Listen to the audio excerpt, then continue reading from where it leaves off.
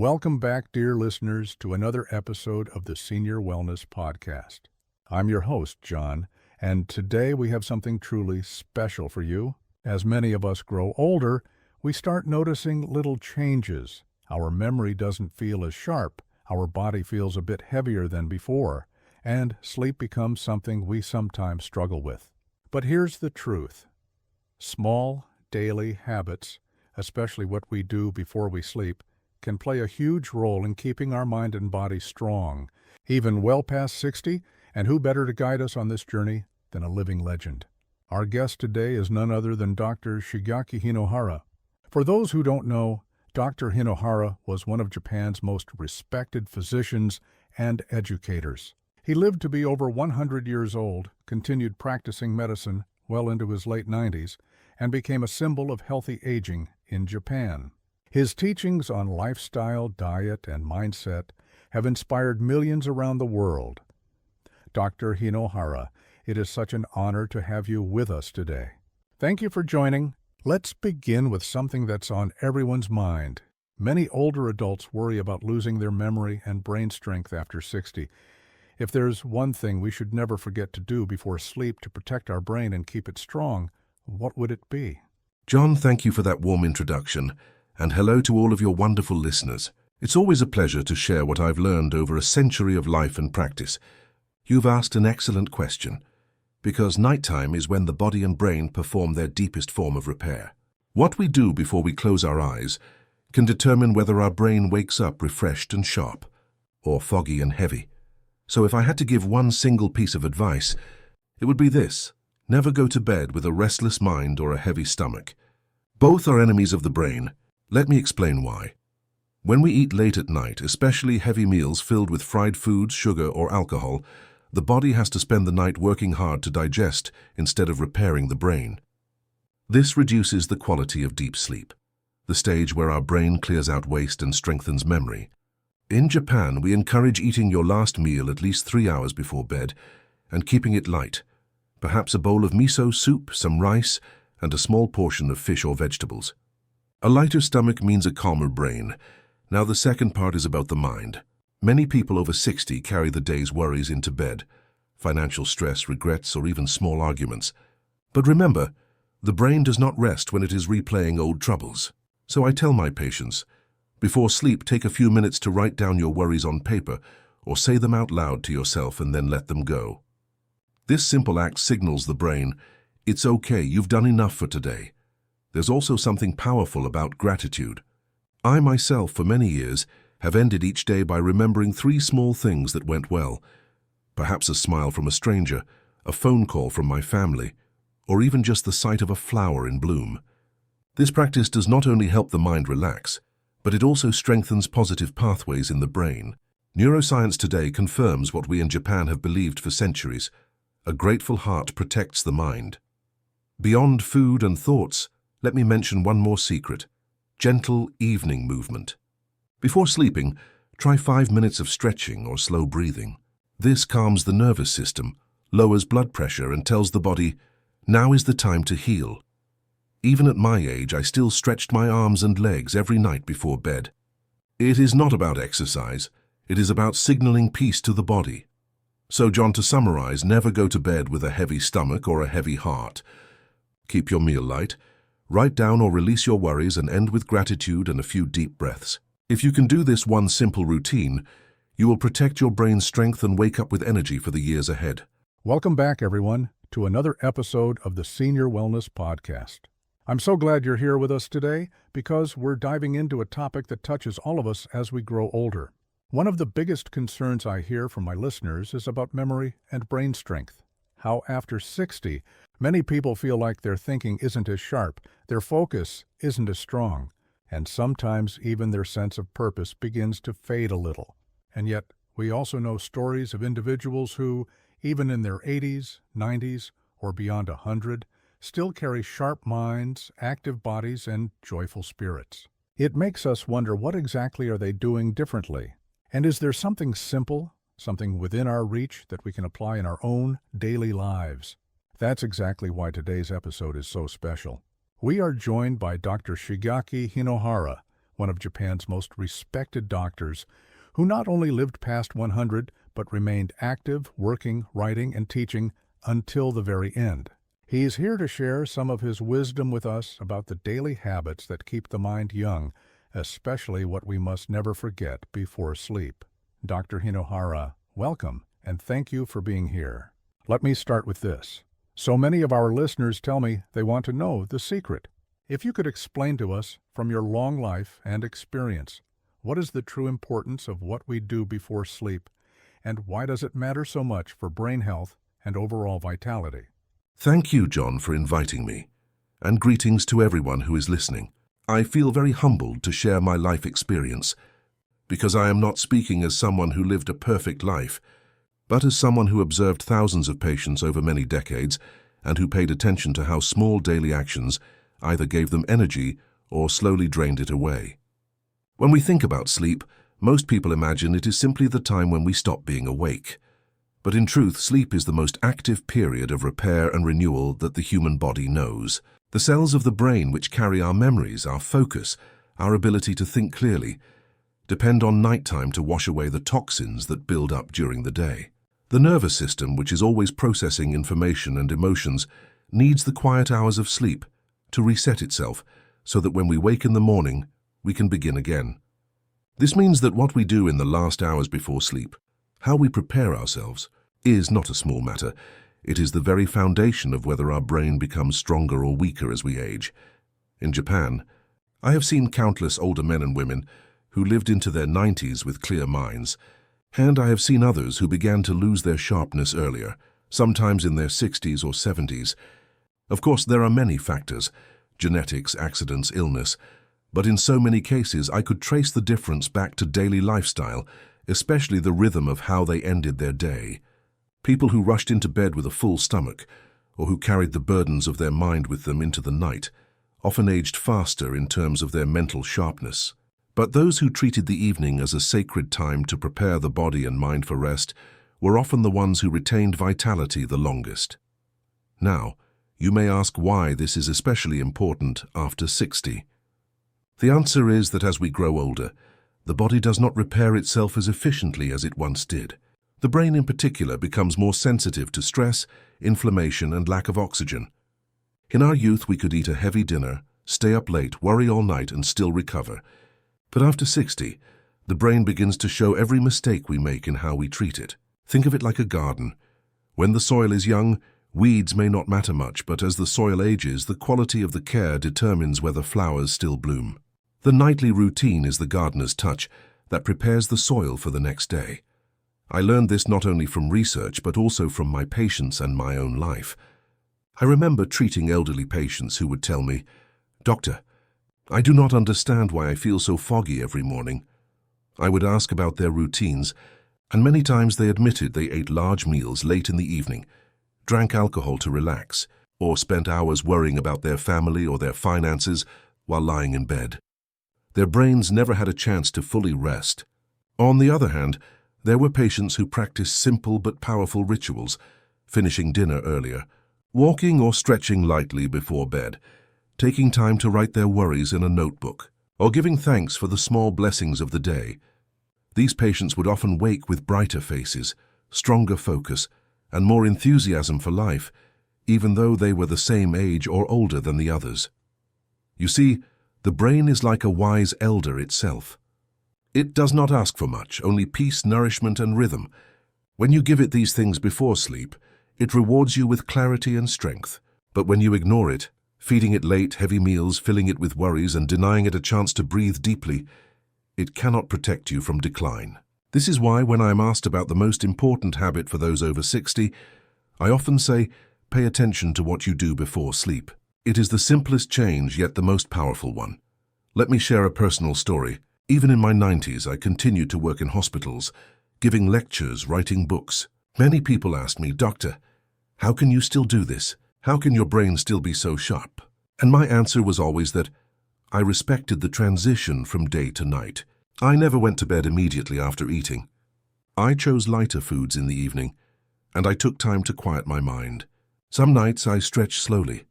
Other nights I simply sat and breathed, remembering the day's blessings. By the time I lay down, my mind was calm, my body was light, and my brain could enter deep rest.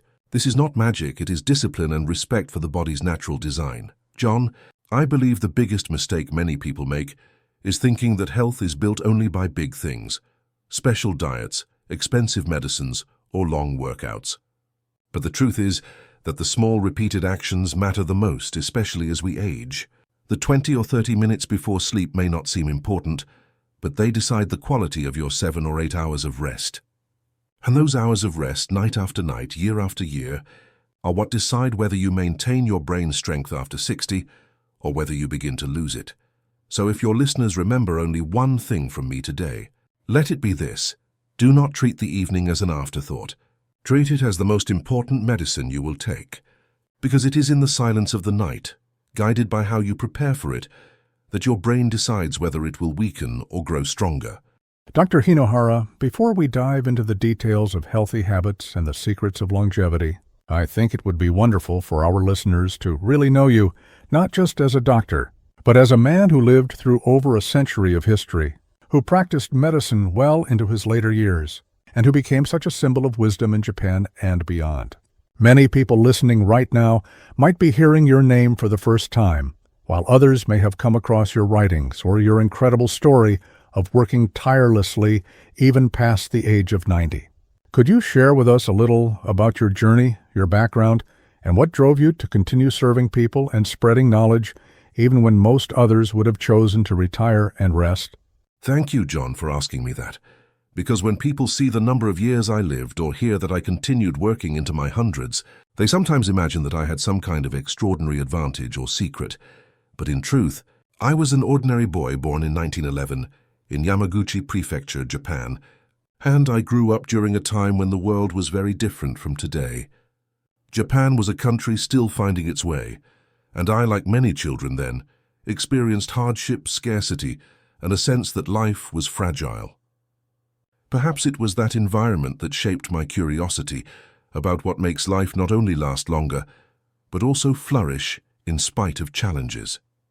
I chose medicine because I was fascinated by life itself, by the way the human body could suffer yet also heal, and by the way the human spirit could rise even in the darkest of circumstances. My medical journey led me to St. Luke's International Hospital in Tokyo, where I served for many decades, and it became more than a workplace. It became the canvas on which I painted the story of my life. Over the years, I not only treated patients but also guided the hospital through crises, including the aftermath of World War II, when resources were scarce and yet the need for care was greater than ever. Those years taught me that medicine is not simply about curing disease. It is about nurturing the whole human being, body, mind, and spirit. I continued to work long past the age when many of my colleagues had retired, not because I needed to, but because I felt an inner calling. In Japan there is a word ikigai, which means reason for being.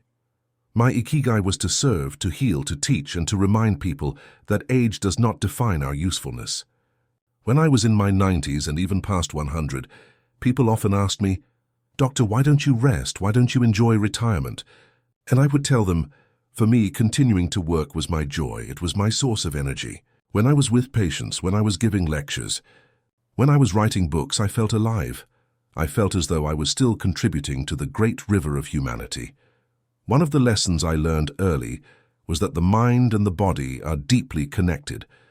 And as long as the mind has purpose, the body finds strength. I saw many people decline after retirement, not because they were sick, but because they lost that daily sense of contribution. They would sit at home feeling forgotten, and their vitality would wither. But those who continued to be curious, to teach, to volunteer, or to share their skills with the next generation, these people often lived longer, healthier, and happier lives. My own path was a demonstration of this principle. I did not cling to my work out of fear of stopping. I embraced it because it nourished me. Now I must admit my life was not without hardship. During the war years, I treated the wounded and saw suffering that I hope no generation ever has to see again.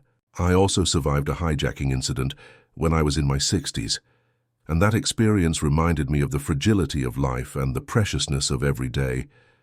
But each of these events only deepened my resolve to live fully, and to help others live fully as well.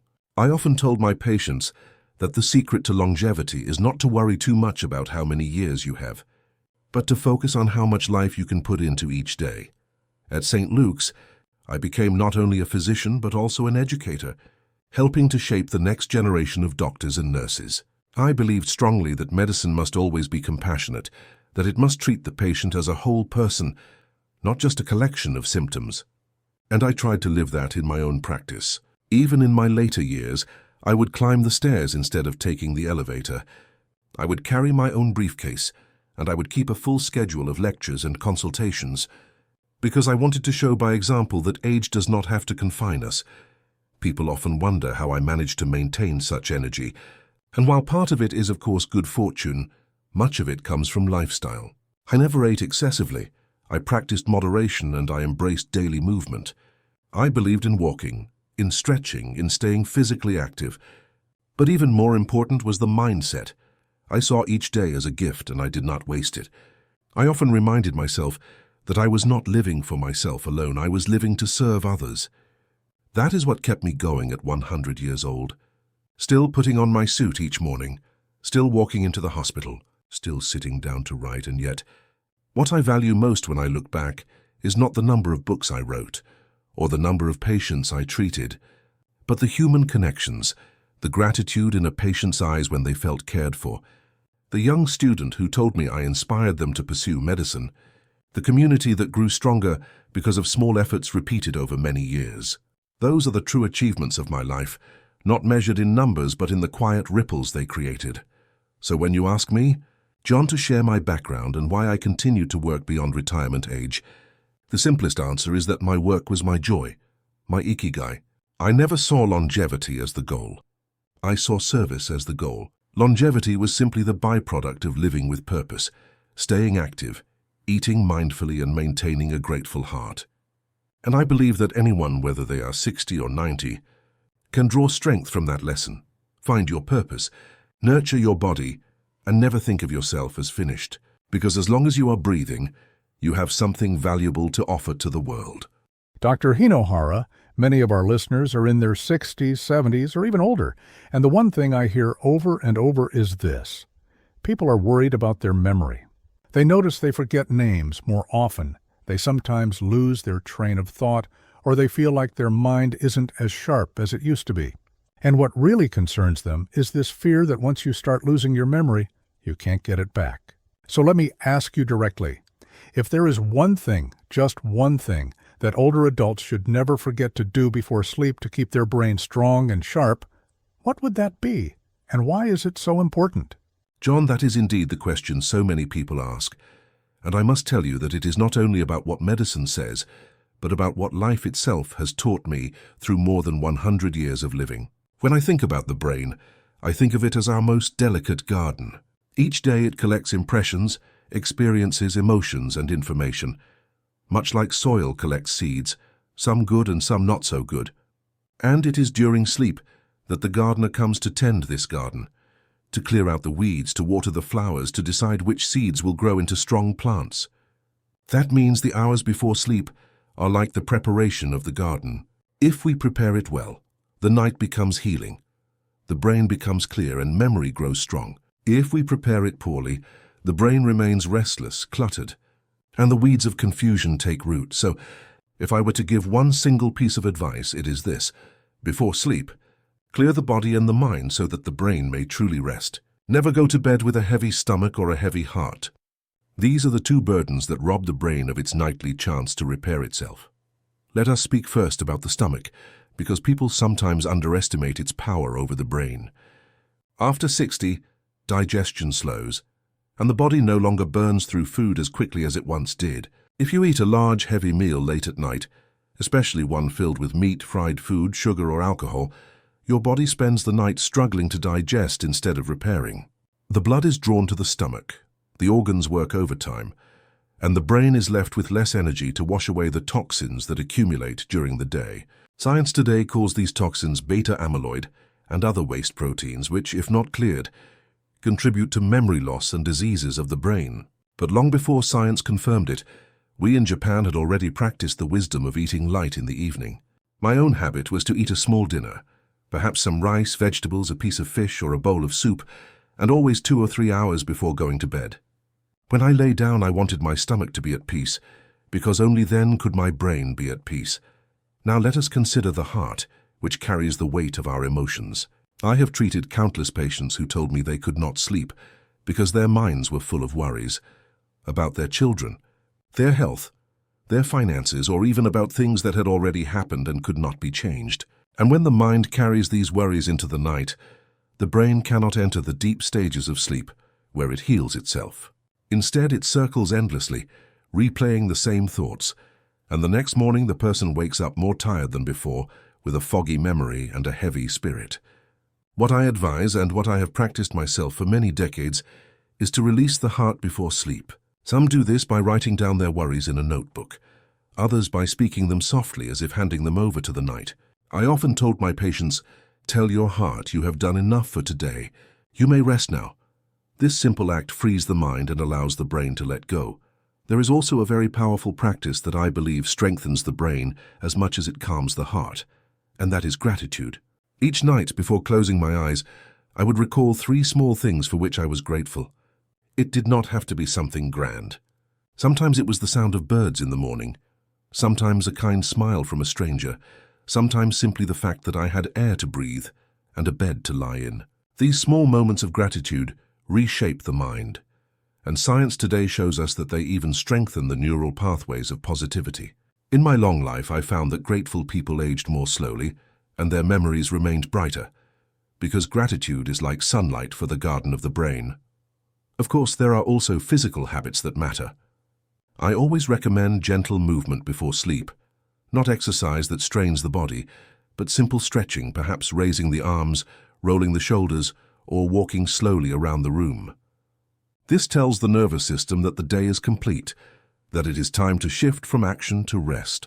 Breathing slowly and deeply is also a medicine that costs nothing, yet heals much. A few deep breaths in and out signal the brain that the storm has passed, that it can enter its nightly cycle of repair.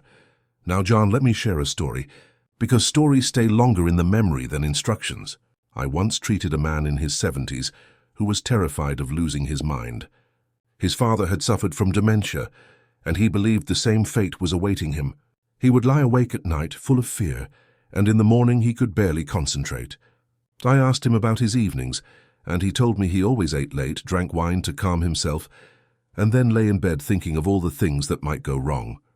I advised him to change just 3 things: finish his dinner earlier and keep it light, write his fears in a notebook before bed, and end with 3 moments of gratitude. At first he laughed, saying it was too simple to make a difference. But within weeks he reported that his sleep had deepened, his mornings were clearer, and his memory, which he feared was fading, seemed to sharpen again. He lived many more years, and though he eventually passed, he did so with a mind that was still his own. This is the power of preparing the body and mind before sleep. When I look back at my own life, I believe one reason I was able to continue working, writing, and lecturing past 100 was because I never neglected these simple evening rituals. No matter how busy my day, no matter what challenges I faced, I made sure to end the day with lightness in my body and peace in my heart. That is why I tell people, the secret is not in a pill, not in an expensive therapy, but in the way you honor the transition from wakefulness to sleep. So if your listeners are asking, what must I never forget before sleep? My answer is this: never forget to release the burdens of your stomach and your heart. Give your body food that it can digest easily, and give your mind the gift of letting go. Fill the space that remains with gratitude, gentle movement, and calm breathing. These are the practices that protect the brain, that allow it to grow stronger instead of weaker, even after 60. And the beauty of it is that anyone can do it, no matter their age, no matter their resources. It is a gift available to all who are willing to practice it. Doctor, in one of your earlier answers, you mentioned something that struck me very deeply. You said we should never go to bed with a heavy stomach or a restless mind, because both of these can rob the brain of its ability to truly repair itself at night. I think that's a profound insight, but I would love if you could take us a little deeper into it. Why are these 2 things, an overfilled stomach and an unsettled mind, so damaging to the brain, especially after the age of 60? And what are the best ways we can all avoid falling into these habits? That is such an important question, John, and I am very grateful you have asked it. Because if people only remembered this single piece of advice from all of my years of teaching, it could save them from many troubles in their later life. When I say do not go to bed with a heavy stomach or a restless mind, I am speaking from more than just theory. I am speaking from observing thousands of patients over decades, from experiencing my own body's rhythms for over a century, and from watching how small differences in daily habits created large differences in the quality of aging. Let us begin with the heavy stomach. The body is not designed to digest and to heal at the same time. These are two different processes, and they require energy in different directions. When you eat a large meal late at night and then lie down to sleep, your body is forced to focus on digestion, breaking down the fats, the proteins, the sugars, and this work takes priority over other forms of repair. The liver is active, the stomach churns, the intestines move, and all of this requires blood and oxygen. The problem is that the brain, which desperately needs deep sleep to clear its waste and restore its networks, is left without the full support it requires. Modern science shows us that during deep sleep, the brain engages its glymphatic system, a kind of cleaning mechanism that washes away harmful proteins and toxins. But this process can only happen fully when the body is calm and unburdened. If digestion is taking up the night, the brain does not get fully cleaned, and over time the waste accumulates. This accumulation leads to foggy mornings, poor memory, and eventually diseases of the brain. I have seen this with patients countless times. There was a man in his late 60s who came to me complaining of constant fatigue and memory lapses. He thought something was seriously wrong with his brain. But when I asked him about his evenings, I learned that he often ate very late dinners with colleagues, heavy meals full of meat and alcohol, sometimes not finishing until 11 at night, and then he would fall asleep immediately after. I advised him to change nothing else about his life, but simply to eat earlier and lighter. He was skeptical, but he agreed to try. Within weeks he returned with brighter eyes, more energy, and a clearer memory. It was not medicine that healed him. It was giving his brain the chance to do its nightly work by not overloading his stomach. Now you may ask, why does this matter so much after 60? The answer is that the digestive system, like all systems in the body, becomes less efficient with age. The enzymes work more slowly, the muscles of the stomach and intestines are weaker, and the body cannot handle the same load it did in youth. What you could eat at 40 without issue can become a burden at 70. So the very habit of late, heavy meals that may have seemed harmless earlier in life becomes dangerous as you grow older. This is why in Japan many elderly people choose light evening meals, perhaps just soup, rice, and vegetables, because they understand instinctively that the brain must not be robbed of its chance to rest by an overworked stomach. Now let us turn to the restless mind.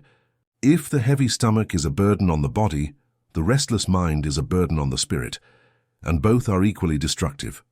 Many people, especially as they grow older, carry their worries into the night. They lie down and begin to replay the arguments of the day, the mistakes of the past, the fears of the future. Their minds circle endlessly, and even if they do fall asleep, it is a shallow, restless sleep. The brain does not enter the deep stages it needs for memory consolidation and repair. Instead, it remains half alert as if still on guard. This is why people wake up feeling exhausted, even after 7 or 8 hours in bed. I recall a woman in her 70s who came to me saying, "Doctor, I sleep 8 hours, but I wake up tired every morning." When I asked about her thoughts at night, she admitted she often worried about her grown children, about money, about her health. She said, "I cannot stop my mind from spinning." I taught her a practice I had long used myself. Before bed, take a notebook and write down your worries. Do not solve them, simply acknowledge them. Write, "Today I am worried about this, but I will think about it tomorrow." And then, after writing, list 3 things you are grateful for. She began doing this every night. Slowly her sleep deepened, and she began to wake with energy again. She did not change her life circumstances, but she changed how she entered sleep. Gratitude, I believe, is one of the most powerful medicines for the restless mind. When you end the day focusing on small blessings rather than large troubles, your mind softens, your heart grows lighter, and your brain is freed to rest. I have practiced this myself for many decades, recalling each night 3 simple joys: a conversation with a student, a moment of sunshine, or even the taste of tea.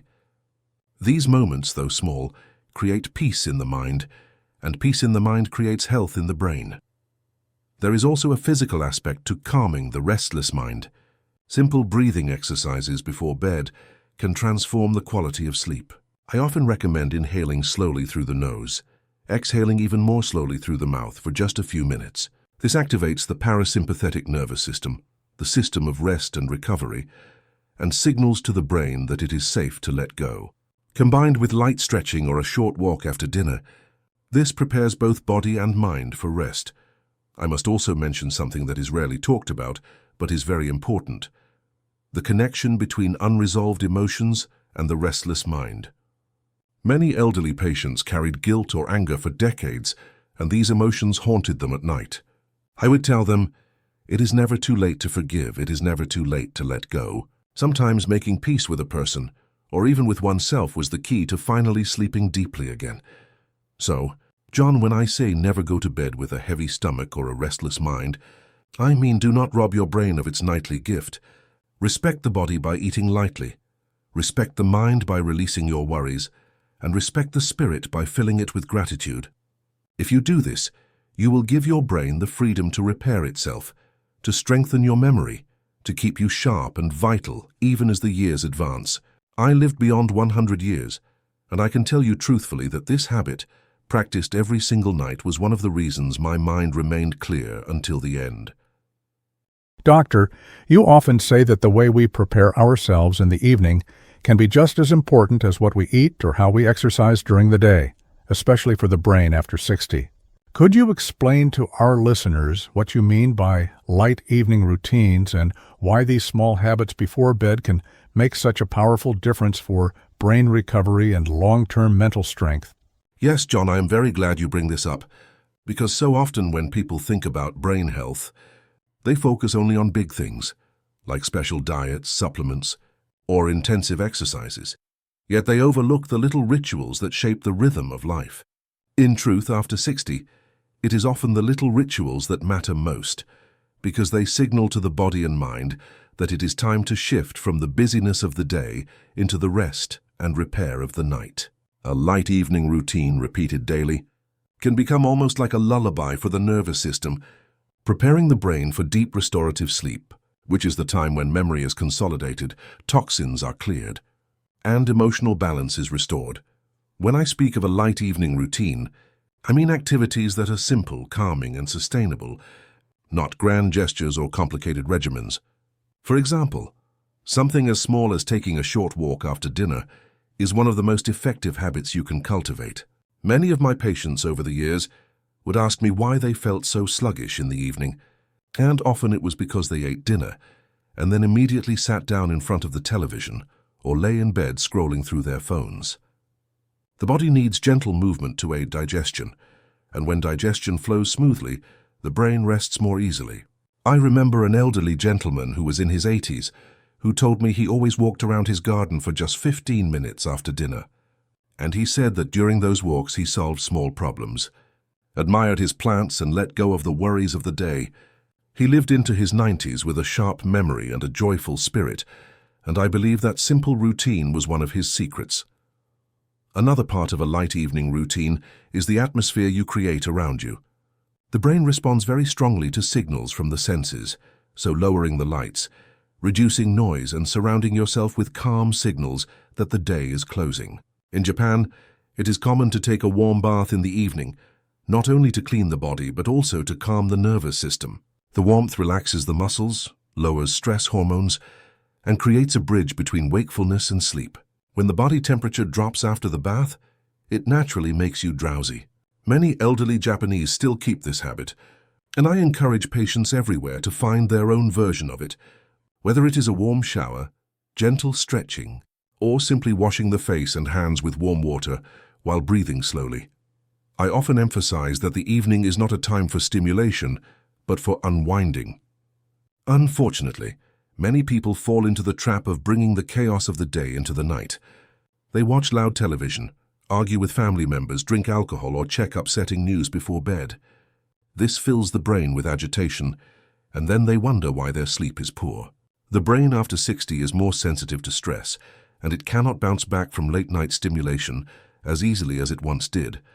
Instead, I encourage people to replace stimulating activities with calming rituals. Read a light book, listen to gentle music, do simple breathing exercises, or write a few reflections in a journal. These do not need to take more than 15 minutes, but they change the entire quality of sleep. I remember one patient, a woman in her late 70s, who suffered from frequent nightmares and poor rest. When I asked about her evenings, she admitted she often watched crime dramas before bed because she said they were exciting. I asked her to replace them with traditional Japanese music she enjoyed in her youth. At first she laughed and said it was too simple to work. But when she tried, she discovered that the music brought back pleasant memories and softened her emotions before bed. Within weeks her nightmares decreased, and she reported feeling calmer in the morning. It was not medicine that helped her, but the gentle shaping of her evening routine. There is also the very important matter of food and drink in the evening. A light evening routine means eating a light meal, as I have already mentioned, but it also means choosing beverages wisely. Many people think alcohol helps them sleep, but in truth, alcohol disturbs the deeper stages of sleep and leaves the brain unrefreshed. Caffeine, even in the afternoon, can still affect older bodies late into the night. Instead, I recommend calming teas like chamomile or simply warm water. One of my own habits for many years was drinking a small cup of hot water with lemon before bed. It was not a miracle potion, but the act itself became a signal to my body.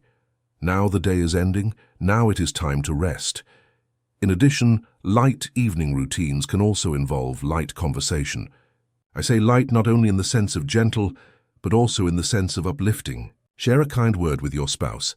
Call a friend briefly to exchange good wishes, or even talk to yourself with kindness. These small interactions nourish the emotional brain.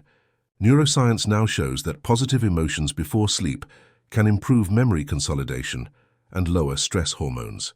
I always told my patients, never end the day with anger if you can avoid it. If you had an argument, try to at least acknowledge peace even if the full solution comes later. The brain does not like to sleep on anger. It carries it into dreams, and the heart beats faster throughout the night. We must also speak about technology, because this is one of the great challenges of our time. The blue light from screens tells the brain to stay awake, confusing the natural rhythm of melatonin, the hormone that signals sleep. Many older adults tell me they fall asleep with the television on, but then they wonder why their rest is shallow. I encourage everyone to set a boundary. 1 hour before bed, turn off bright screens. Replace them with softer activities, listening, writing, reflecting. The quietness you create in that hour is a gift to your brain. Another element of a light evening routine is gratitude, as I mentioned earlier in another conversation. Writing down or simply remembering 3 things you are grateful for before sleep creates a profound shift in the nervous system. The mind rests in appreciation instead of worry. I have practiced this myself for many decades. Some nights the things are very small, like the taste of a good meal or a kind smile from a stranger, but they remind me that even in difficulty, there is light. This habit not only improves sleep, but also strengthens resilience during the day. You see, John, the evening is not just the end of the day, it is the preparation for the next morning. If you prepare well, the brain wakes refreshed, creative, and strong. If you neglect the evening, the brain begins the day burdened, foggy, and slow. For older adults, who may already face challenges with memory and focus, this difference can determine whether they live each day fully or half asleep. I would like to share a story of one of my patients, a retired teacher who struggled with forgetfulness. He was in his early 80s, and his family feared he was beginning to lose his mind. When I observed his lifestyle, I noticed that his evenings were chaotic. He ate late, drank wine, argued with his children, and then fell asleep in front of the television. I did not prescribe him any drugs. Instead, I asked him to adopt a routine. Eat lightly by 7 o'clock, walk for 10 minutes, listen to soft music, and write in a gratitude journal. At first he resisted, saying it was too simple. But when he tried it consistently, within a few months his memory improved, his mood lifted, and his family noticed he was more present. The power of the evening routine is not in its complexity, but in its consistency. So when I advise people, especially those over 60, I tell them, create a ritual that signals to your body and mind, now the day is closing, Now I prepare for rest. It does not matter if it is walking, bathing, reading, or praying. What matters is that it is light. It is calming and it is repeated. So over time, the brain learns this rhythm, and it rewards you with deep sleep, clearer memory, and steadier emotions. And finally, I want to emphasize one more thing: joy. Do not make your evening routine feel like a burden or a prescription. Let it be something you actually enjoy, something you look forward to. For me, it was the quiet of reading poetry before bed, the warmth of tea, the act of writing my reflections. For others, it might be knitting, listening to a loved one's voice, or watching the moon. If you find joy in the routine, you will keep it, and keeping it is the key. Because the brain loves rhythm, the brain loves repetition, and the brain, when cared for gently each night, will remain your faithful companion into very old age. Doctor, in our last conversation, you touched on the importance of going to bed with peace in the mind. And I was fascinated when you said that a positive mindset before sleep can actually protect the brain from decline. Many people think mindset is only about feelings or mood, but you suggest it has a real impact on brain health itself. Could you explain to us why cultivating a positive mindset before sleep is so powerful, especially for those of us over 60? Yes, John. This is a subject that is very close to my heart because for much of my life I saw people underestimate the influence of the mind on the body, and particularly on the brain. We often separate emotions and physical health as if they belong to different worlds, but in truth they are inseparable. The brain does not distinguish between a thought and a physical event as clearly as we imagine. When you carry worry, anger, or hopelessness into sleep, your brain reacts as if the threat were real, and it continues to operate in a defensive mode even through the night. But when you carry gratitude, hope, and peace into sleep, your brain rests more deeply, repairs itself more effectively, and prepares you to face the next day with clarity. The reason this becomes especially important after 60 is that the brain, while still remarkably capable, does not recover from stress as easily as it did in youth. When you are young, you can lose a night of sleep, argue late into the night, or stew over some worry, and the next day still function fairly well. But in later years, that same stress can tip the balance, causing fatigue, memory lapses, or even accelerating the processes that lead to decline. I have seen patients in their 70s and 80s whose health was not undone by diet or lack of exercise, but by a persistent state of negative emotion at night. Their blood pressure rose, their sleep became shallow, and slowly their cognitive abilities weakened. On the other hand, I have also seen patients who, despite illness or difficulty, retained extraordinary clarity because they ended each day with a kind of peace. There was one man I remember very clearly, a retired craftsman who lived in Tokyo. He had little money, his health was modest, and his wife had passed away many years earlier. Yet every evening he had a ritual. He would sit by his window, look at the small patch of sky above the city, and whisper to himself, "Today I lived, today I saw the sun. Tomorrow will be another gift." He told me he never went to bed without these words.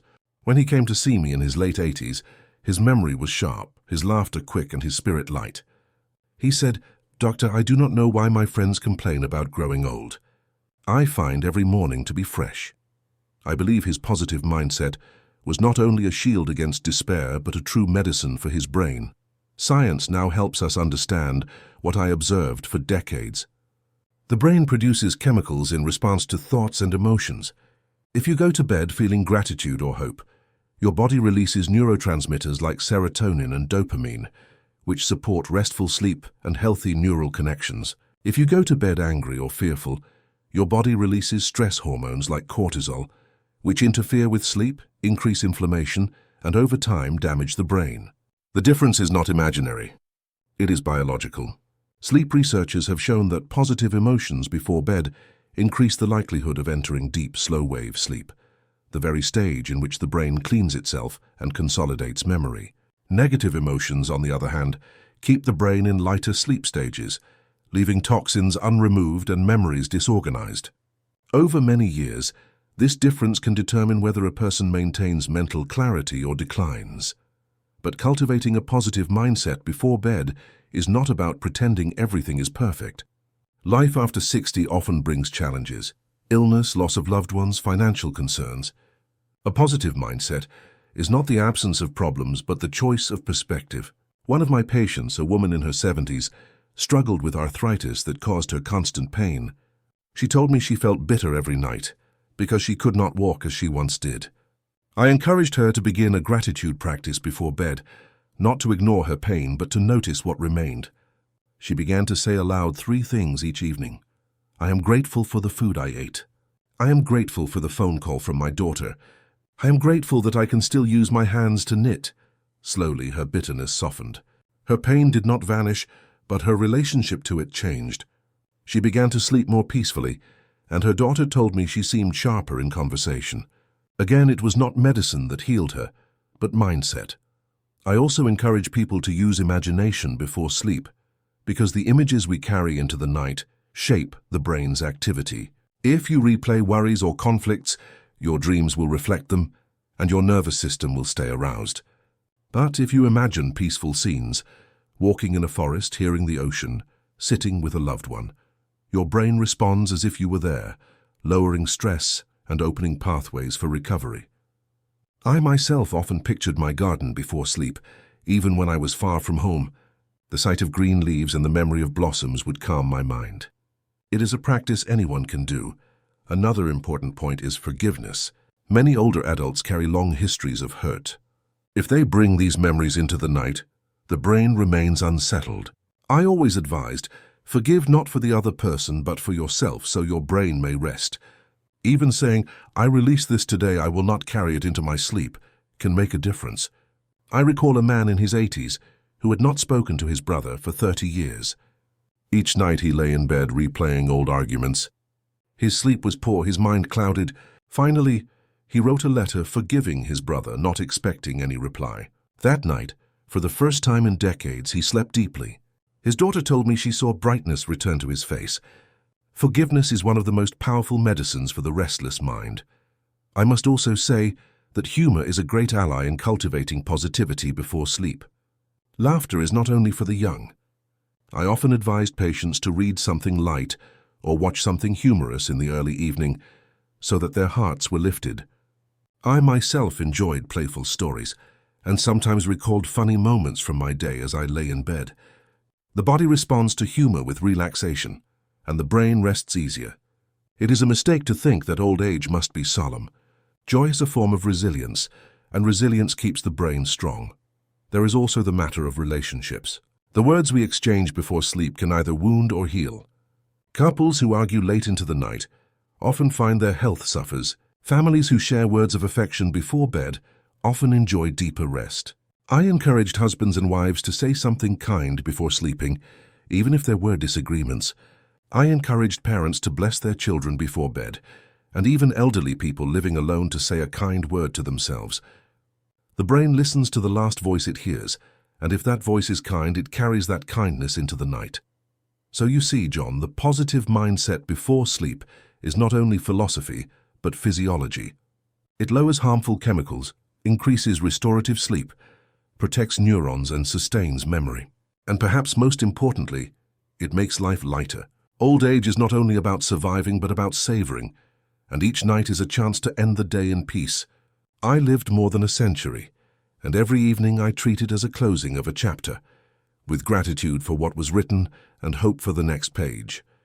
That is how I kept my mind strong. And I would say to your listeners, do not underestimate this. You may think, I only go to bed angry sometimes, I only worry a little. But repeated nightly, these habits carve paths in the brain. Likewise, repeated nightly, gratitude, peace, and forgiveness carve paths of resilience. Start small. Tonight, before sleep, remember one thing you are grateful for. Imagine one peaceful place. Release one small worry. Over time, these small choices become a great protection, a shield that keeps the brain clear even as the years advance. Doctor, you've mentioned gratitude several times in our conversations and also the idea of letting go before bedtime. I think both are powerful, but many people still see them as abstract ideas.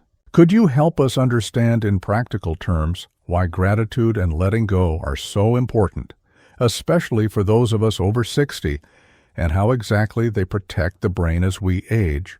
Yes, John, this is a very important subject, and I am happy you asked it, Because if there is one practice I wish every person could embrace in their later years, it is the practice of gratitude and the art of letting go. Many people misunderstand these ideas and think of them as simply being polite or trying to ignore their problems, but in truth, they are much deeper than that. Gratitude is the act of shifting our focus from what is missing or painful to what is present and nourishing. And letting go is the act of releasing what no longer serves us, whether it is an old resentment, a fear, or a regret. Together they form a kind of medicine for the mind, especially at night, when the brain is most vulnerable to carrying the weight of unprocessed emotions into sleep. When I was practicing medicine, I noticed again and again that the people who aged well were not necessarily those with perfect diets or the best genes, but those who had learned how to lighten their hearts at the end of each day. Their bodies might have been frail, but their minds remained sharp. And one of the reasons was that they did not go to bed carrying the poison of bitterness or worry. Neuroscience now explains why this is so. When we dwell on negative emotions, the brain releases stress hormones like cortisol and adrenaline, which not only disturb sleep, but also damage the hippocampus, the part of the brain that stores new memories. But when we focus on gratitude, the brain releases dopamine and serotonin, which are like fertilizers for healthy neural connections. Studies have shown that people who practice gratitude sleep longer, have lower inflammation, and perform better on memory tests. So when I say gratitude protects the brain, I mean it in the most literal sense. I recall a patient in her late 70s, a widow who told me she cried herself to sleep every night because she felt life had taken everything from her. She said she could not remember the last time she felt thankful. I suggested something very simple. Each night before lying down, write one sentence about something she appreciated that day. At first she resisted, saying there was nothing to appreciate. But I encouraged her to begin with even the smallest things, like the taste of tea or the warmth of sunlight. Slowly she began to find more. Weeks later, she came back to me with a smile and said, "Doctor, I slept through the night for the first time in years." She had discovered that gratitude did not erase her loss, but it softened its grip, and by softening, her brain could rest. Letting go is equally powerful. Many older adults carry memories like heavy stones. Perhaps someone wronged them decades ago, or perhaps they regret choices they made. They replay these moments at night, turning them over and over, and the brain never finds peace. I tell them, the past cannot be rewritten, but it can be released. Holding on to anger or regret is like drinking poison and hoping someone else will suffer. I once treated a man in his 80s who had not spoken to his son in 20 years because of an old argument. Every night he would lie awake, angry even though he missed his son. His blood pressure was high, his sleep was shallow, and his mind was clouded. Finally, I asked him, "Do you want to be right or do you want to be free?" He wrote a letter to his son, forgiving him and asking for peace. Whether his son replied or not, he had let go of the burden. That night, he told me, was the first time in decades he felt true rest. His memory improved, his mood lifted, and his health stabilized. This is the power of letting go. It liberates the mind, and by liberating it strengthens the brain. In Japanese culture, we have long traditions of rituals that help with gratitude and letting go. One is the practice of writing down your worries at the end of the day and then physically setting the paper aside, almost like handing your troubles to the night. Another is bowing even when alone, as a way of acknowledging the day with respect and then releasing it. These simple acts signal to the brain, "The day is complete, I can now rest." Modern science might call this cognitive reframing, but I prefer to think of it as soul hygiene, a way of cleaning the mind just as we clean the body before sleep. I would like to tell you about my own practice. For many decades, before I went to bed, I would sit quietly and ask myself 3 questions. What am I grateful for today? What do I wish to release from today? What will I carry with me into tomorrow? Often the answers were simple. I was grateful for the laughter of a colleague. I released the frustration of a difficult meeting, and I carried the hope of finishing a piece of writing. By doing this, I entered sleep with a light heart. Even in my 90s, when my body was frail, I found that my mind remained clear, and I believe this nightly practice was a large part of why. You see, John, the brain is like a garden. Each day we collect seeds in the form of experiences. Some seeds are joyful, others painful. At night, the mind is the soil where these seeds are planted. If we end the day focused on gratitude, we plant seeds of resilience and hope. If we end it with bitterness, we plant weeds of resentment. Over time, the garden of the brain reflects what we have planted. This is why it matters so much what we carry into sleep. Gratitude and letting go are ways of tending the garden wisely. Some people ask me, "But doctor, what if I do not feel grateful? What if my life is full of suffering?" And I tell them gratitude is not denial of suffering. It is the recognition that even in suffering, there are small lights. Perhaps you are in pain, but someone brought you a meal. Perhaps you are lonely, but you still have the song of a bird outside your window. These do not erase your pain, but they remind your brain that life still contains goodness, and that reminder changes the chemistry of your sleep. Others ask, "How do I let go of something that hurt me deeply?" And I tell them, letting go is not forgetting. It is choosing not to carry the wound into every tomorrow. Sometimes letting go requires ritual, like writing a letter and burning it, or speaking aloud to an empty room, "I release this now." The brain responds to ritual because it creates a sense of closure. Once closure is created, the mind no longer replays the wound every night, and sleep becomes healing again. There is also evidence now from studies in older adults that practicing gratitude and forgiveness lowers the risk of dementia. Researchers believe it is because these practices reduce chronic stress, which is one of the most damaging factors for the aging brain. Stress shrinks the hippocampus, but gratitude strengthens it. Stress disrupts neural connections, but forgiveness restores them. So when I encourage patients to practice gratitude and letting go before bed, I am not speaking as a philosopher, but as a physician who knows the science supports it. I remember once speaking at a community center to a group of elderly people, and I asked them to try something very simple. Before they went to bed that night, to place their hand on their heart and say, "Thank you for today. I release what I cannot control, and I welcome tomorrow." A month later, several returned to tell me that their sleep had improved. Their mood was lighter, and they felt less lonely. One woman said she had been carrying guilt for decades about a mistake she made in her youth, but this nightly ritual allowed her to finally forgive herself. Her eyes sparkled as she spoke, and I could see her brain was at peace. The truth is, John, our brains are not only organs of logic, but also organs of story. The story we tell ourselves at the end of the day becomes the lens through which the brain processes experience. If the story is one of gratitude, the brain rests and heals. If the story is one of resentment, the brain remains on guard. Each night, we are given the chance to choose the story. This is why I always tell people, do not go to bed with a heavy story. Choose a light one, even if small, and let your brain rest in it. And perhaps most beautifully, gratitude and letting go are gifts that cost nothing. You do not need money, you do not need special tools, you do not need youth. Anyone at any age can close their eyes at night and whisper, "Thank you," and "I release." It is the simplest medicine, but often the most powerful, and if practiced consistently, it can protect the brain from decline, nurture peace in the heart, and allow even the oldest among us to wake each morning with clarity and strength. Doctor, so many of our listeners over 60 worry about how much sleep really matters for aging well, and they also wonder how stress plays into that.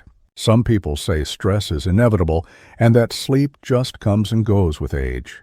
Can you help us understand how nightly choices, like how we prepare for rest and how we manage stress, can actually add or even subtract years from our lives? Yes, John. This is a question that touches the very core of healthy aging. Because if there is one thing I have seen both in patients and in myself over the decades, it is that the way we treat our nights directly shapes the length and quality of our days. People often think of sleep as something passive, something that just happens when the body is tired. But in truth, sleep is one of the most active, life-giving processes in the human system, especially as we get older. During sleep, the brain clears toxins, repairs cells, consolidates memories, and regulates hormones. Without enough quality sleep, the body ages faster. The immune system weakens, the mind becomes cloudy, and even the heart begins to suffer. And when we add chronic stress into that equation, the damage compounds because stress and sleep have a circular relationship. Stress robs us of sleep, and lack of sleep magnifies stress. That circle, if left unchecked, can shorten a person's life by years, perhaps even decades. I often remind older adults that sleep is not wasted time, it is invested time. If you think of your brain like a household, then daytime is when you host visitors, cook meals, and scatter papers everywhere. Nighttime, specifically during deep sleep, is when the cleaning crew comes in. The glymphatic system flushes out beta-amyloid proteins and other waste that, if left behind, can contribute to diseases like Alzheimer's. If you cut your sleep short or allow stress to disturb it, the cleaning crew cannot finish its work, and over time clutter builds up in the brain. That is why people who habitually sleep poorly have a higher risk of cognitive decline. It is not simply about feeling tired the next day, it is about the long-term protection of the brain. Stress complicates this because when we are stressed, the body activates the fight-or-flight response. Cortisol and adrenaline flood the bloodstream, raising blood pressure, quickening the heart, sharpening alertness. This is useful if you are running from danger, but very harmful if it becomes your nightly state. I have seen so many patients who tell me they lie awake at night thinking about bills, about conflicts with family, about illnesses they fear, and their body cannot switch off. Their stress hormones remain high. Their blood vessels stiffen, their blood sugar rises, and all of this accelerates aging. Research now shows that chronic stress can shorten telomeres, which are the protective caps on our DNA. Shorter telomeres mean cells age faster, and people who carry heavy stress often look and feel older than their years. But here is the hopeful part. Nightly choices can reverse much of this damage. What do I mean by nightly choices? I mean the small but powerful rituals that either tell the body, you are safe, it is time to rest, or tell the body, stay on guard, danger is near. For example, one choice is how we end the day. If you end the day watching upsetting news or arguing with someone, your stress hormones remain elevated, and you carry that storm into bed. But if you end the day with gentle reading, calming music, a few stretches, or a prayer of gratitude, you lower cortisol and prepare the brain for restorative sleep. This is not about luxury. It is about survival. Another choice is the rhythm of when we sleep. Older adults sometimes say they no longer need as much sleep, but this is not true. The need for sleep does not decrease with age, only the ability to sleep deeply. So consistency matters. Going to bed and waking at roughly the same time trains the body, like a child learning when to rest. I once treated a businessman in his late 60s who boasted about needing only 4 hours of sleep a night. He was always on the phone, always worrying about deals, always running his mind like a machine. At first he seemed energetic, but within a few years he developed hypertension, memory lapses, and severe fatigue. He came to me asking why his body was betraying him. I told him it was not betrayal, it was a bill coming due. Years of neglecting sleep and feeding stress had taken their toll. I urged him to restructure his nights, dim the lights earlier, put away his phone, breathe deeply, and aim for at least 7 hours of rest. It took time, but within months his blood pressure stabilized, his memory sharpened, and he told me he felt 10 years younger. This is what I mean when I say nightly choices can add years back to your life. The Japanese have long respected the role of balance in daily rhythms. In traditional villages, the day was organized by sunlight. People woke with the dawn, worked through daylight, and rested after dusk. This natural alignment with the circadian rhythm protected their health. Modern life, with artificial light and constant stimulation, has disrupted this, and many older adults now sit in front of televisions or phones late into the night, confusing their brains into thinking it is still daytime. The result is shallow, fragmented sleep. I advise them to return as much as possible to the rhythm of nature. Step outside during the day to see real sunlight, which tells the brain when it is time to be awake. At night, keep the lights dim and signals calm, which tells the brain when it is time to rest. These are choices within our control, and each choice influences whether we age gracefully or accelerate decline. Stress management is another nightly choice. Many people think stress is simply a fact of life, but while we cannot eliminate stress, we can choose how to process it. When you lie in bed replaying worries, the brain cannot distinguish between imagination and reality, so it reacts as though the threat is real. One way to break this cycle is to write your worries on paper before bed, as though handing them over for safekeeping until tomorrow. Another way is through breathing exercises, because slow, deep breaths signal to the nervous system that you are safe. Some prefer prayer or meditation. Others enjoy listening to calming sounds. These are not tricks, they are physiological resets. They reduce cortisol, slow the heart, and allow sleep to take root. Over years, this nightly lowering of stress protects the heart, the brain, and the immune system, adding resilience and length to life. I recall a woman in her 70s who cared for her ill husband. She was constantly exhausted, and her nights were filled with anxiety. Her health began to fail, and she feared she would not live long enough to care for him. I suggested she create a nightly ritual just for herself. For 10 minutes before bed, she would sit by the window, breathe slowly, and list 3 things she did well that day, however small. At first she resisted, saying she had no time, but she tried. Slowly her sleep improved, her mood lightened, and she found the strength to continue caring for him with more patience. Years later, she told me she believed those 10 minutes had added years to her life. Modern studies now support what I observed. People who regularly practice relaxation and gratitude before sleep not only sleep better, but also live longer. Sleep scientists have measured how deep sleep repairs the cardiovascular system, reduces the risk of stroke and diabetes, and even strengthens the immune response to infections. Imagine, every night you have the opportunity to reset the biological clock, to slow the aging of your cells simply by protecting your sleep and lowering stress. To ignore this is like throwing away free medicine offered to you each night. There is also something I find deeply moving about the spiritual side of nightly choices. When we choose to let go of stress and embrace rest, we are practicing trust. Trust in the body's wisdom, trust in tomorrow. Many older adults fear sleep because they fear not waking, but I remind them that sleep is a rehearsal for peace. By embracing it with gratitude rather than resisting it with worry, we align ourselves with the natural flow of life. This acceptance itself reduces stress and allows the heart to beat more calmly.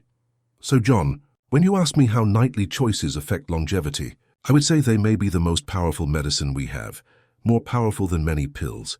A person who chooses each night to quiet their mind, to align with their natural rhythm, to lower their stress, and to embrace deep rest is a person who adds not only years to life, but also life to years. I have lived long enough to see many medical technologies come and go, but the most consistent secret of those who live beyond 90 or 100 with their minds intact is that they respected the night as sacred. They understood that every hour of restful sleep was a deposit into the bank of longevity, and every night they released their burdens was a shield against the wear of time. And anyone listening now, regardless of age, can make these choices tonight and tomorrow and the night after that. Doctor, something you've often mentioned is the importance of connection and purpose in living a long and strong life. I know a lot of older adults listening to us sometimes feel lonely, or they wonder if their life still has meaning after retirement or after their children are grown. Can you share why connection and purpose matter so much for the brain, and how reflecting on these each night can help keep us strong even after 60? Yes, John. This is perhaps one of the most profound questions we can discuss, because when people think about aging, they often focus only on the body, on diet or exercise or medication. But the truth is that the brain does not thrive merely on nutrients or movement. It also thrives on meaning, and without purpose and human connection, the brain begins to weaken even if the body is well cared for. In my many years as a physician, I observed that the people who lived the longest and, more importantly, lived with joy and clarity were not always those with the best medical care, but those who woke each morning with a sense of why they were still here and went to bed each night with gratitude for the people they touched. No matter how small those touches might seem, the human brain is wired for connection, John. From the time we are born, our neurons develop through relationships. A baby's brain grows not just from milk, but from the gaze of its mother, the voice of its father, the touch of those who care for it. This need does not vanish with age. In fact, after 60, when careers slow down and children may leave home, the risk is that people feel less needed, less connected, and their brain begins to retreat into isolation. And when the brain is isolated, it loses strength. Loneliness is not just a feeling, it is a biological condition. Research shows that loneliness raises inflammation, increases blood pressure, and even shrinks parts of the brain involved in memory. But the opposite is also true. Connection and purpose strengthen neural pathways, lower stress hormones, and release oxytocin, which protects the heart and the mind. Now, where does the nightly reflection come in? You see, At the end of each day, the brain has the opportunity to decide whether the day carried meaning or not. If you go to bed feeling that you contributed nothing, that no one needed you, that your presence did not matter, your brain registers a sense of emptiness, and over time that emptiness can erode cognitive resilience. But if you spend even a few minutes reflecting on how you connected, perhaps you smiled at a neighbor, perhaps you called a friend, perhaps you shared a kind word with a grandchild, then the brain is reminded of its purpose, and it rests more peacefully, storing these memories as nourishment for tomorrow. This is why I always tell people that nightly reflection is not simply a spiritual exercise. It is brain medicine. I remember a patient of mine, a retired teacher in her 70s, who told me she felt invisible after leaving the classroom. She missed the children. She missed the daily rhythm of being needed, and she began to feel depressed. At night she lay awake asking, "What is the point of living now?" Her memory began to falter, and she feared she was developing dementia. When I spoke with her, I suggested she begin a nightly practice of writing down one way she had contributed each day. At first she said, "But I have done nothing." I told her, "Look again. Did you smile at someone? Did you water your plants? Did you listen to a friend?" Slowly, she began to see that even small acts were contributions. Weeks later, she returned to me with tears in her eyes and said, "Doctor, I realize I am still a teacher, but my classroom is now the world. Each day I can still teach through kindness." Her brain began to brighten again, her memory stabilized, and her nights became restful. This was the power of nightly reflection on connection and purpose. When I myself was over 90, John, I never thought, "My life is done." I always thought, "Who can I help tomorrow? What can I create? What lesson can I share?" And each night before sleeping, I would recall the people I had met that day, even if only briefly. I would thank them in my heart, and I would remind myself that being alive meant still being able to serve. This gave me peace, and peace at night gave me strength for the next day. I believe this is why I was able to continue working and lecturing until my very last years. There is also something very important here about the chemistry of the brain. When you reflect on connection and purpose, your brain releases oxytocin and dopamine, which are neuroprotective chemicals. They reduce stress, enhance mood, and promote the growth of new neural pathways. This means that simply ending your day with thoughts of gratitude for relationships and purpose is literally exercising your brain. Just as muscles grow when we move them, neural circuits grow when we use them, and the circuits for connection are some of the most important to keep alive as we age. I think often of the Japanese concept of ikigai, which means a reason for being. For some, ikigai is found in family, for others in work, for others in hobbies or community service. What matters is not how big or small it looks from the outside, but how deeply it gives you a sense of value. At night, when you reflect on your day, you can ask, "Did I live my ikigai today?" And even if the answer is, "Yes, I listened patiently to one person," or "Yes, I cooked a meal for myself with care," then the brain rests with meaning. This meaning protects the mind from despair, which is one of the most corrosive forces in aging. I must also say, John, that purpose does not always mean grand achievements. In fact, after 60, purpose often shifts from doing to being. Your purpose may be to hold your grandchild's hand, to share a story from your youth, to pass on wisdom. In my hospital, I saw patients in their 80s and 90s who felt useless because they could no longer work. But when they spoke kindly to younger patients, when they offered encouragement, they were fulfilling a vital purpose. At night, if they reflected on that, they felt peace. If they ignored it, they felt despair.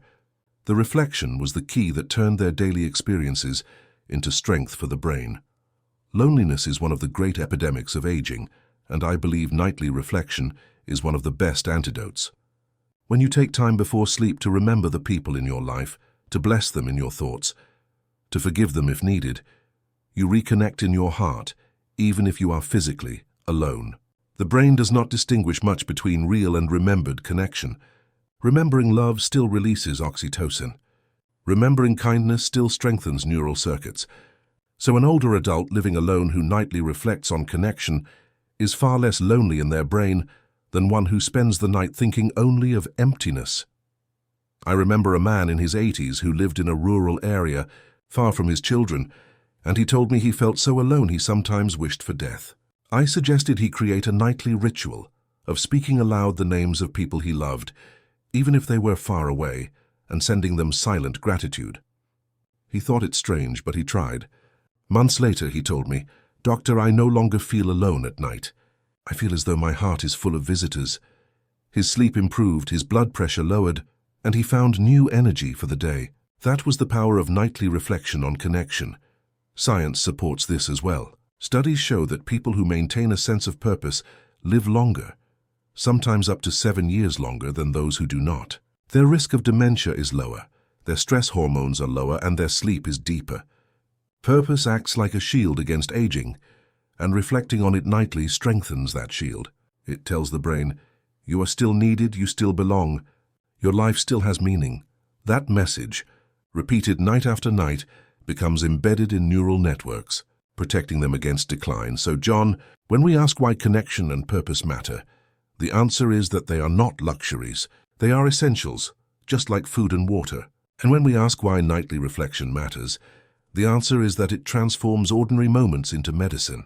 Each night, you can choose to remember the love you gave and received, the purpose you fulfilled, however small, and by doing so, you feed your brain the nutrients of meaning. Without this, the brain starves, even if the body is well fed. With this, the brain thrives, even if the body grows old. And this, I believe, is one of the greatest secrets to aging with strength and clarity. Dr. Hinohara, throughout our conversation, we've touched on so many fascinating aspects of aging well, from daily habits to mindset to lifestyle choices. But I want to end today's episode by talking about something very close to your heart. You've often said that even when we pass the age of 60, life can still be exciting and filled with purpose, as long as we carry joy with us. Many people listening right now may be over 60 and sometimes feel like their best years are behind them. But you seem to believe the opposite, that we can thrive, learn, and contribute at any stage of life. Can you share with us what joy means to you, how you've lived by this philosophy, and how our listeners can embrace it in their own lives? John, that is such a beautiful question, and it touches the very core of what has carried me through over a century of living. You see, when you look back on a long life, you don't only remember the accomplishments, the careers, the wealth, or the recognition. You remember the moments when your heart felt alive, when you laughed with family, when you helped someone in need, when you discovered something new, or even when you simply watched a sunset with gratitude in your heart. Joy is not a luxury for the young. Joy is the fuel that keeps us going, even as our bodies change with age. And the wonderful truth is that joy does not require youth. It does not require wealth. It does not even require perfect health. What it requires is the ability to notice and appreciate the life that is in front of us, and to choose, again and again, to engage with it fully instead of withdrawing from it. When I was young, like many people, I thought joy would come when I reached certain goals. If I became a successful doctor, I would be joyful. If I published books, I would be joyful. If I was respected, I would be joyful. But the longer I lived, the more I realized that joy was never tied to these big milestones. It was always in the little things along the way. It was in the patients who smiled after feeling better. It was in the quiet tea breaks with colleagues. It was in the long walks through gardens, where I simply admired the changing seasons. That was joy. And when you recognize that joy is available every single day, it changes the way you live, because you stop postponing happiness and start living it in each moment. Now, for people over 60, many of whom may be retired or stepping back from professional life, there is sometimes a danger of feeling unnecessary or invisible. I hear it so often, "Doctor, I'm no longer working, my children are grown, my health is not what it used to be. What purpose do I have left?" And to them I say, purpose is not measured by the size of your activity, but by the depth of your presence. Even a small gesture, reading to your grandchildren, volunteering an hour a week, tending a garden, listening kindly to a friend, these bring immense value not only to others, but to your own sense of vitality. The world does not measure us by our age. It measures us by our ability to bring kindness, energy, and joy into whatever circle we touch. I lived through wars, through natural disasters, through decades of medical challenges, and each time, what helped people survive was not only medicine or money, it was spirit. It was the capacity to still laugh, to still sing, to still tell stories even in dark times. This is why I tell people, do not wait for perfect conditions to be joyful. Joy is not waiting for you in the future. It is here right now, in the cup of tea you drink before bed, in the morning stretch that loosens your muscles, in the conversation you're having with a neighbor. And if you cultivate this habit of recognizing joy daily, then when you lie down at night, you sleep with peace instead of regret, and you wake up with energy instead of dread. One of the practices I personally follow is to never stop being curious. Curiosity is joy in motion. When you pick up a new book, when you try to learn a new language, when you attend a class with people half your age, you are telling your brain and your spirit, I am still alive. I am still engaged. Many people over 60 think it is too late to learn new things, but I promise you, it is never too late. The brain is designed to adapt, and when you give it challenges, it responds by staying strong and resilient. So a joyful life is also a learning life. Read, write, paint, sing, garden. Do whatever sparks curiosity, and you will notice that time becomes rich and meaningful again. Another thing I believe deeply is that joy is magnified when shared.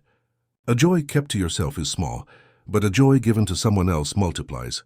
I have found that older adults sometimes withdraw, thinking they no longer have anything to give. But the truth is, wisdom, experience, patience, these are treasures only older people can give. Imagine the joy of sharing your childhood stories with your grandchildren, teaching them values that schools cannot teach, or guiding younger professionals who are just starting out. These acts remind you that you are still an essential thread in the fabric of society. So if you are listening right now and feeling that you are too old to matter, I want you to remember that your presence, your stories, your kindness, they are all gifts the world still needs. And finally, joy is sustained through gratitude. Every night before I go to sleep, I quietly thank life for one or two things. It may be something very small, the fact that I walked without pain today, the fact that I received a letter from a friend, the fact that the air was cool and pleasant. Gratitude shifts the mind from what is missing to what is present, and this shift is the key to resilience in old age. Because when you focus on gratitude, your heart softens, your body relaxes, your sleep deepens, and you wake up ready to embrace the new day. This is what strengthens the brain, strengthens the spirit, and ultimately strengthens life itself. So, John, to answer your question, joy is not a privilege of youth. It is the responsibility of every stage of life. After 60, joy is even more vital, because it becomes the medicine that no pharmacy can sell, the exercise that no gym can provide, and the nourishment that no diet alone can give. If every listener can practice noticing joy daily, nurturing curiosity, sharing with others, and ending each day with gratitude, then I believe they will find themselves not only living longer, but living with a brightness that no calendar can diminish. Dr. Hinohara, thank you for sharing such profound wisdom with us today. What a powerful reminder that no matter our age, joy can be our medicine, our energy, and our strength. Friends, we've learned today that it's not about chasing milestones or worrying about the years behind us. It's about embracing curiosity, sharing kindness, noticing the small moments, and filling our lives with gratitude. These habits are not just for the young. They are for all of us, especially after 60, when we need them the most. So, if you've taken even one idea from this conversation, I encourage you to put it into practice tonight. End your day with gratitude. Notice one small joy. Share a kind word. And tomorrow, wake up ready to live with curiosity and purpose. If you found today's episode inspiring, I'd love for you to join our community by subscribing to the podcast. It helps us continue bringing these valuable conversations to you. Don't forget to like, share this episode with someone you care about, and leave a comment with your thoughts. We'd love to hear how you find joy in your daily life. Until next time, this is John wishing you peace, health, and joy in every single day. Take care, and we'll talk again soon.